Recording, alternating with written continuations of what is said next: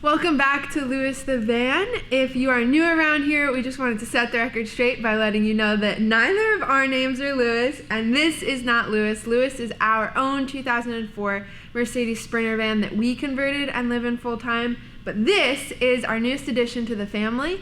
It is a black 159 Promaster with only 6,000 miles on the clock. We are still mind blown. I'm not really sure how we found it, but we did.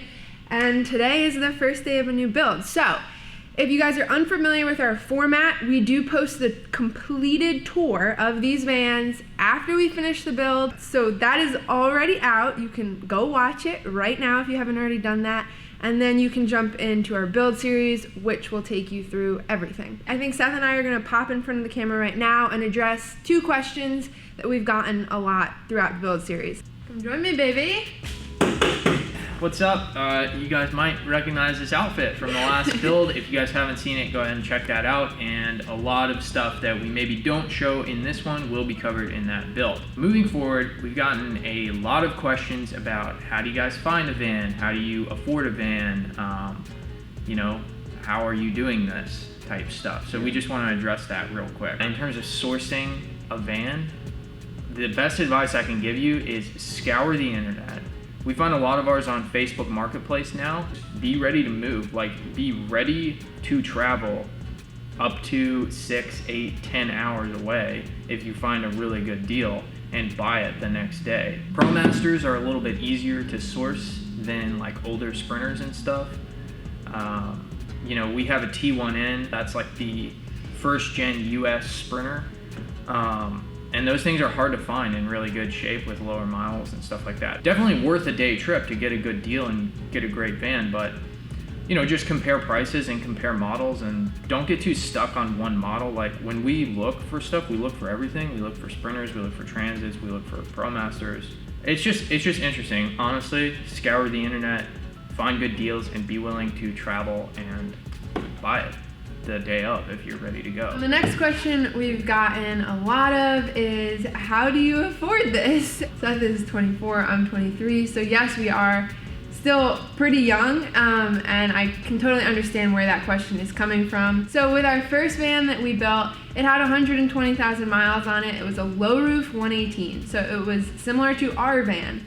Our next van was the build we just did was a 2015, so it was a little newer. It had less mileage, 33,000 miles on it, and now we're here at our third build to sell conversion, and this is a 2018, so only 2 years old with 6,000 miles on it. We didn't start at this level. We got to this level by basically taking our profit and reinvesting it. Speaking of profit, that's a question we get all the time. Like, how much do you guys make? Is this worth it?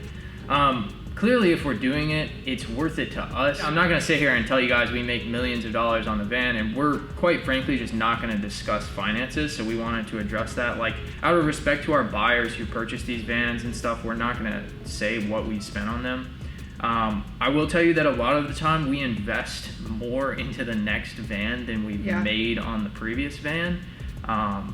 And that's just kind of, you know, the risk you take and the game you play when you're doing this. You know, we are renting a warehouse and we do have some overhead costs associated with that. But as far as other things go, we live in our vehicle, so we save a lot of money in that sense. We did a video on what we spent on our own van, Lewis. I think that's a more accurate gauge of whether or not you could try doing this for yourself. And that's already on our YouTube channel, so I think that's an unutilized resource that people don't really know about. We hope those 3 answers kind of address maybe some questions that you have about us in relation to going into these builds. Let's get into it.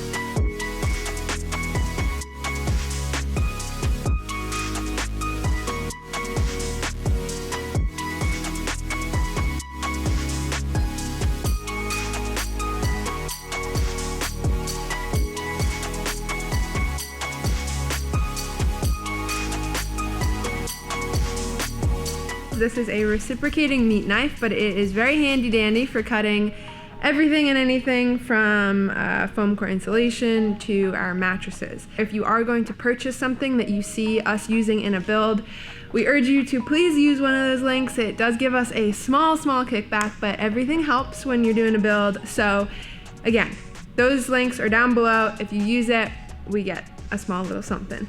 First things first, we are in the process of starting our subfloor, and to do that, you need to get level ground. So Seth went ahead earlier this morning, I think without the camera, and he removed all the D-rings. Now we are cutting our foam core insulation. So this is just foam core board. And these are 2-inch strips that we pre-measured, and we'll lay those down on the van floor, and then we'll have an even surface.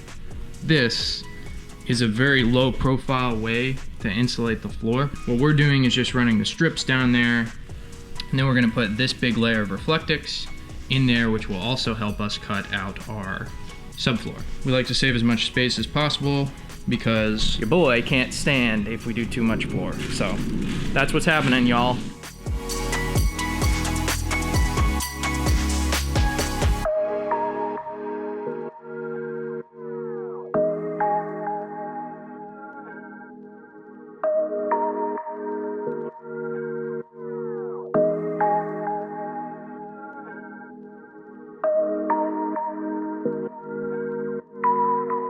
We cut both of the roof vents because we do have 2 in this van, and we secured them down using this Sikaflex 221. If you guys don't know, this stuff is where it's at, 100%. And now, even though everything's waterproof down here, I'm gonna go back with this Gorilla waterproof patch and seal, which is basically just a rubberized spray paint, and I'm gonna spray in everything around. Like you can see, I've already done this one.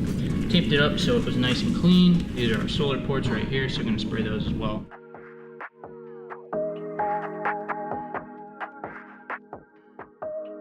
Alright guys, so we got a new shower concept idea coming at you for this van build. It's gonna be crazy if it works.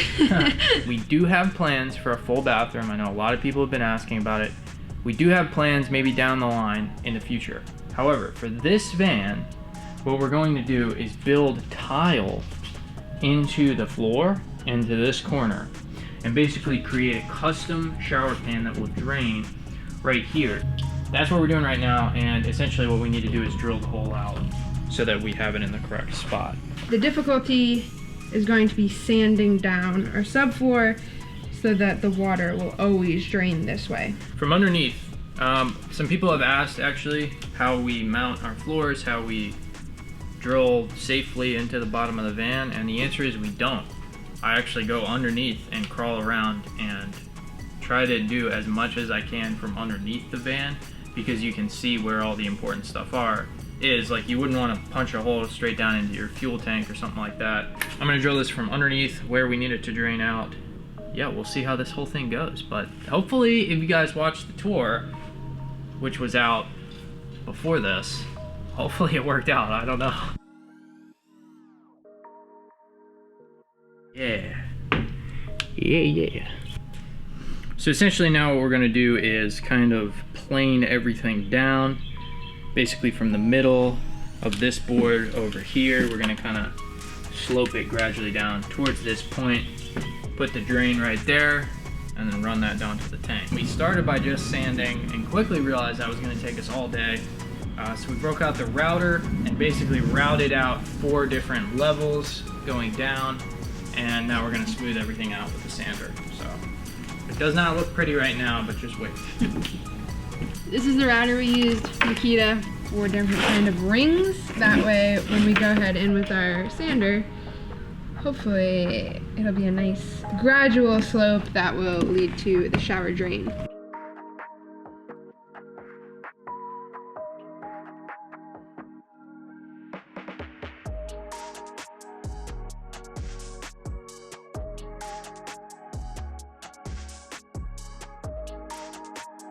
So the next step right now is to mount the floor and make sure everything works in here.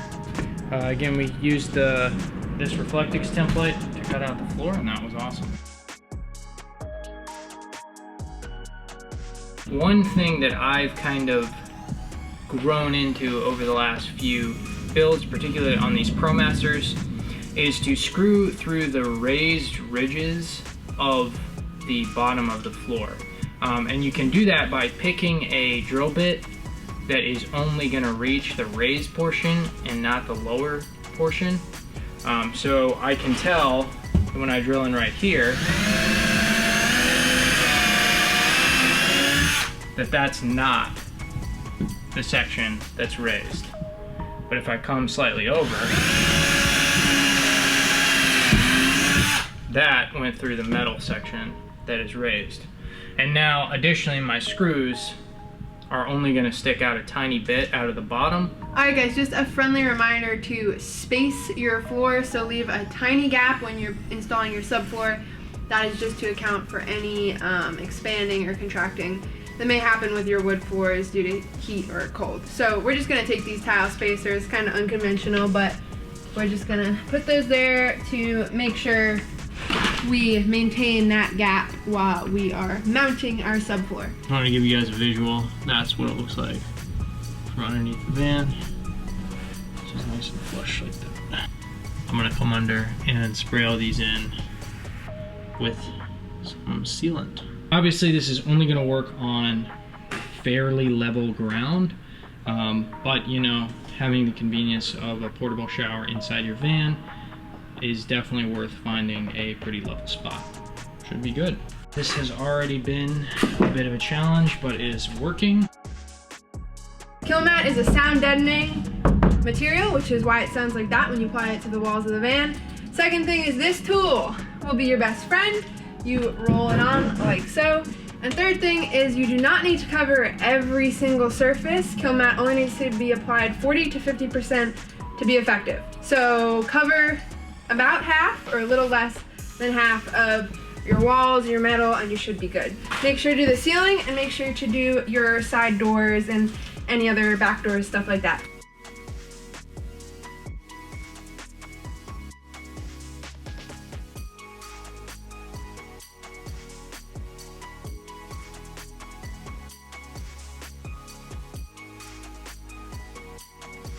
You look pretty. Like my outfit. Yes. This is an accurate representation of how day one is going. Yeah. On the build. Yeah. Alright guys, this one's really taking us for a ride, not gonna lie. Yeah, I think it's a combination of the same van doing the same thing in the same place again. Like everywhere else we've built a van, it's been like a continual step up, and it's like, oh my gosh, like at my parents' garage it was so much nicer than the parking lot, and this garage was so much nicer than my parents' garage. You kind of get spoiled doing this stuff. We're getting through it, and just gotta get back into the flow. Yeah, gotta get back into it. So we're gonna check out for a little tiny bit. We'll be back. We'll be back tonight. Don't even worry about it.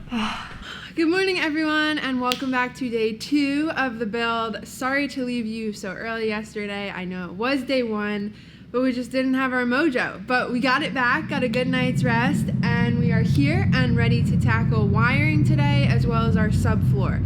So we were able to brainstorm some ideas, and we definitely feel more confident moving into our subfloor today. We did get a few more requests for a more in-depth wiring process, so we're gonna try to do that.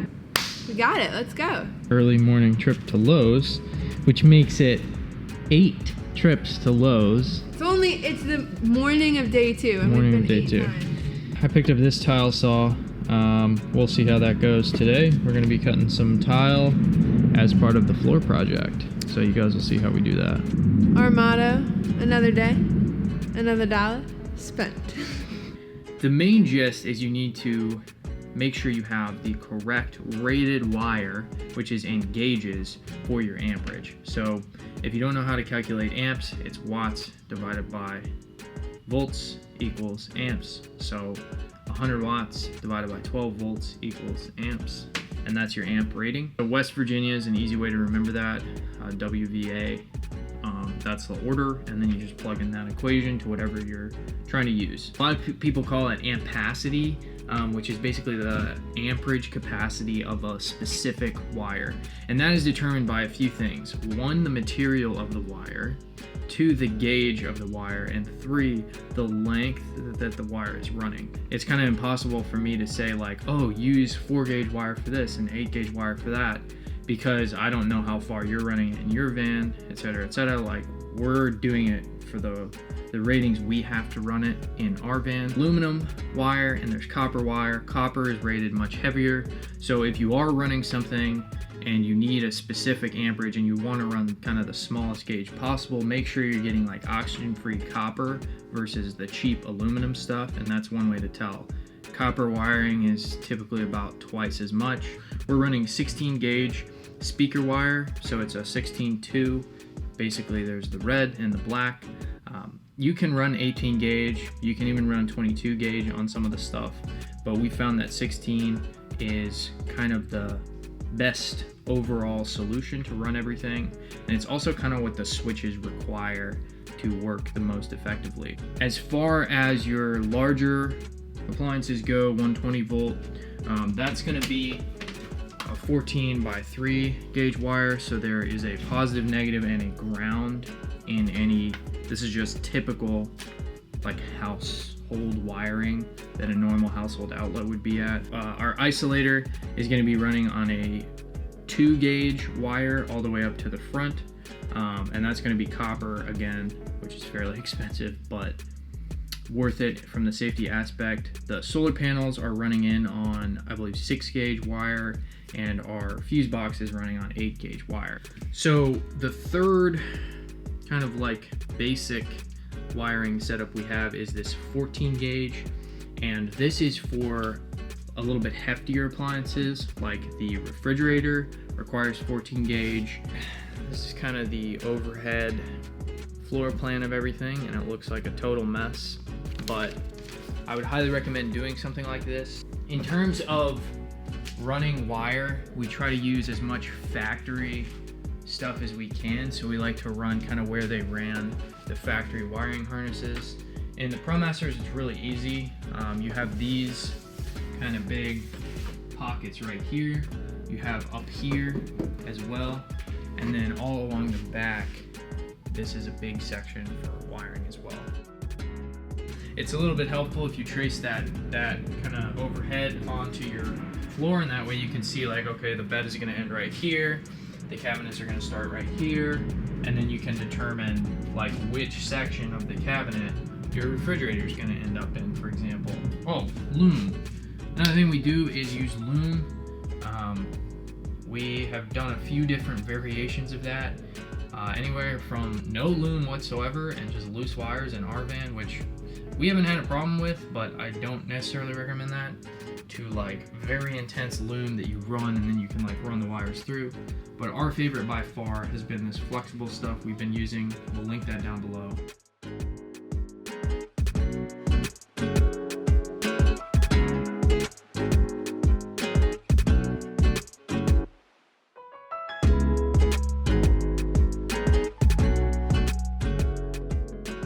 Just be careful with running any wires over places where any of your strapping is going to sit, any of your walls are going to sit, or your ceiling or anything like that, because if the wire gets pinched, that's how it'll go bad real quick.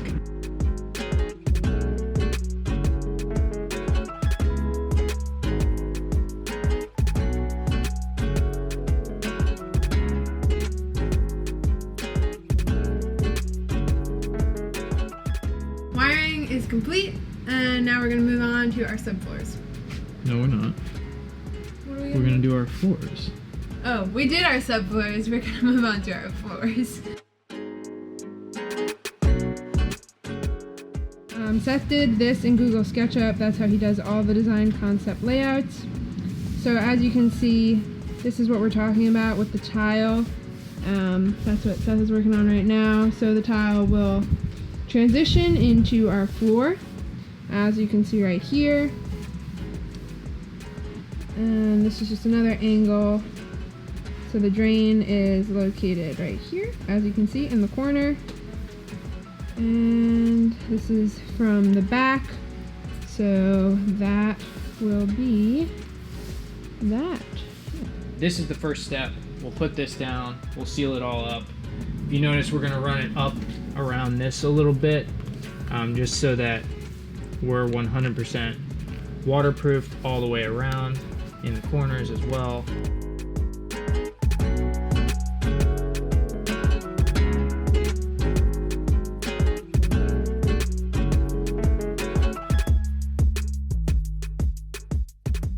PVC shower pan liner is down and secured with the adhesive. We are starting on flooring now. So again, Smart Core is the name, linear hickory is the style number, and Smart Core sold exclusively at Lowe's. Oh, and we applied for the Lowe's credit card, which I don't know why we hadn't done that earlier. And man, we getting that 5% cash back. Apply for the Lowe's credit card.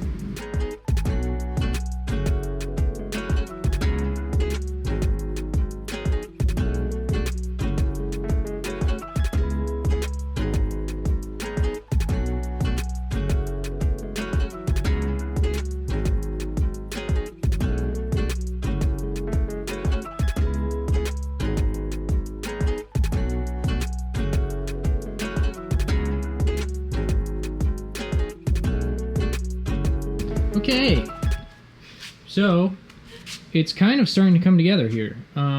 We've got some tile that we are then going to lay out and do one of those super hip, super cool transitions. And over here we have our drain, which is just beautiful.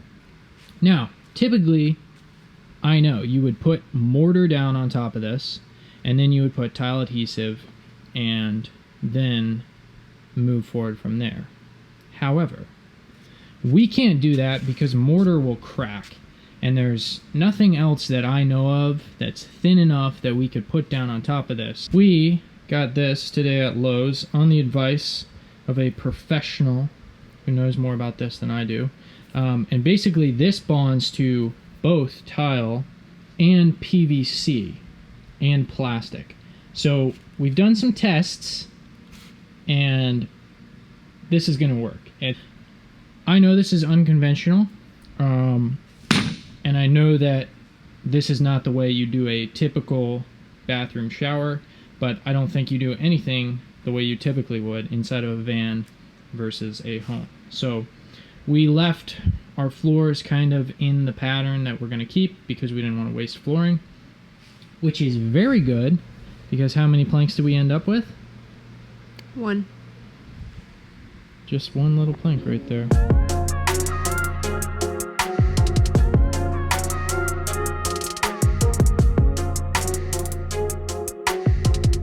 Here's what we got going on. Ignore how pitted these ones are. That is because they're sitting on top of the floors. We're going to sketch this out, and then we'll have to cut around all of these tiles, but this is kind of the idea of like the hidden shower pan inside the van. There will be a drawer that comes out and the drains will line up, so like basically the idea is that you're only putting water onto this section when you're taking a full shower, but this will be a great place to get in with sandy feet, wash them off, wash off a pet, something like that.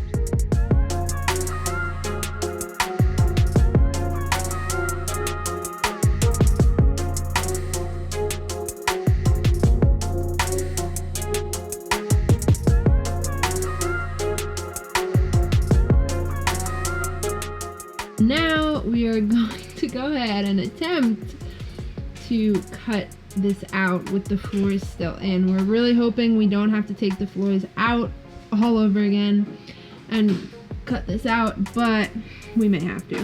Think this is gonna work? Oh, I certainly hope so. If you guys don't know, we link all our tools in the description.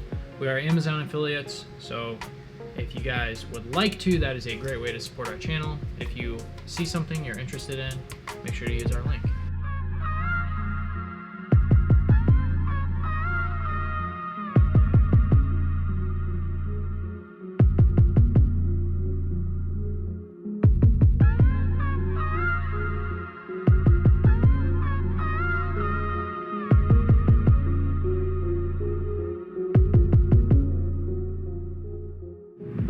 We've got our tiles down and fitted back into the floor, so now it is time to take this stuff, which is some heavy duty stuff. No kidding with that. So we're gonna take that, go basically tile by tile, and hope for the best.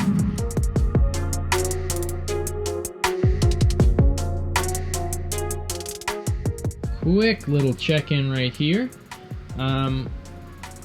It's done. It's not done, but we just went around the edge with some of this stuff after sealing everything down, and basically created the waterproof seal between the floor and the tile just in case any water gets over there. And then we need to grout, but we're gonna go ahead and let this sit overnight before we grout. So this is kind of visually kind of the final form of this. You can see that one little tile missing right there is actually the drain. This is a bit different. Let us know if you guys like this. Give this video a thumbs up, you know? Maybe we'll do it again. Hello, and welcome back to the end of another day, the end of day 2 here. And we're getting through it actually. Today Too early for this though. It's only day 2. I feel like it feels like we're like 7 days in at least. Feels like there's a lot of time in the day, which I guess is a good thing. So we did a few things today. We did the floors primarily, and we wired everything. So we actually accomplished quite a bit. If you guys have been enjoying our series and the tour and everything, and if you enjoyed this video, please like and subscribe. That helps get our channel out to new areas. Once again, everything we use will be linked in the description box, and that's a great way to support the channel as well. So appreciate you guys, and we'll see you in the next video.